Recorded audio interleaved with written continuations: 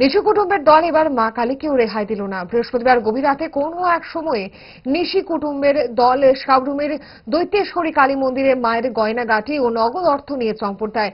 শুক্রবার সকালে পুরোহিত কালী মন্দিরে গিয়ে দেখতে পায় কালী মন্দিরের দরজা ভাঙা অবস্থায় রয়েছে। সাথে সাথে খবর দেওয়া হয় সাবরুম থানায়। খবর পেয়ে পুলিশ ঘটনাস্থলে ছুটে যায়। দরজা খুলতে দেখা যায় মাতা দৈত্যেশ্বরী মায়ের বিভিন্ন স্বর্ণালংকারগুলি নেই। মন্দির পরিচালন কমিটির পক্ষ থেকে জানানো হয় আনুমানিক 25 ভরিরও বেশি স্বর্ণালংকার এবং বেশ কিছু রূপোর গয়না ও নগদ 20,000 টাকা চুরি হয়ে গেছে। তবে উল্লেখযোগ্য বিষয় হলো এর আগেও বহুবার বিভিন্ন সংবাদ মাধ্যমে সাবরুমের দৈত্যেশ্বরী মন্দিরে স্বর্ণালংকারগুলির নিরাপত্তা নিয়ে প্রশ্ন ওঠে। শতবর্ষ প্রাচীন এই মন্দিরের স্বর্ণালংকার সহ চুরির ঘটনায় পুলিশ একটি মামলা হাতে নিয়েছে এবং সিসি ক্যামেরায় 3 জন কুখ্যাত চোরকে শনাক্ত করতে পেরেছে পুলিশ। তবে তাদের এখনো পর্যন্ত গ্রেপ্তার করতে পারেনি পুলিশ।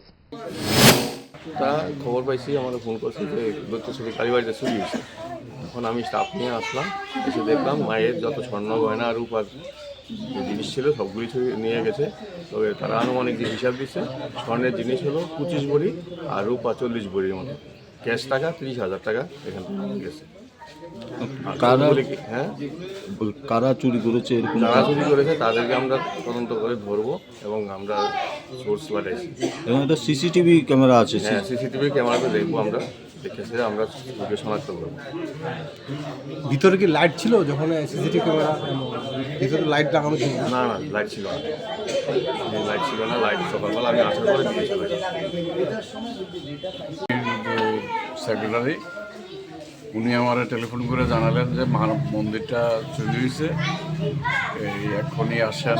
তো আমরা মায়ের মন্দির বলতে দৈত্যেশ্বরী মায়ের মন্দিরটাতে তালা ভেঙে এখান থেকে চুরি করা হয়েছে প্রায় 25 ভরির উপরে স্বর্ণের গয়না, বেশ কিছু রূপার গয়না এবং নগদ প্রায় 30,000 টাকার মতন আমাদের দান বাক্সে ছিল। সেইগুলি কেবা কারা রাত্রে চুরি করে নিয়ে যায় এবং আমরা সকালবেলা যখন আসি থানা থেকে পুলিশও আসে, তারাও এসে দেখে যে মন্দিরের দরজা ভাঙা। এমত অবস্থায় আমরা থানায় যাব, আমরা এফআইআর করব। থানার কর্তৃপক্ষ থেকে জানতে পারলাম যে ওনারাও দ্রুত গতিতে তদন্তকারী দল নিয়ে ওনারাও ছুটে গেছেন বিভিন্ন স্পটে দোষীদের যাতে শনাক্ত করা যায়।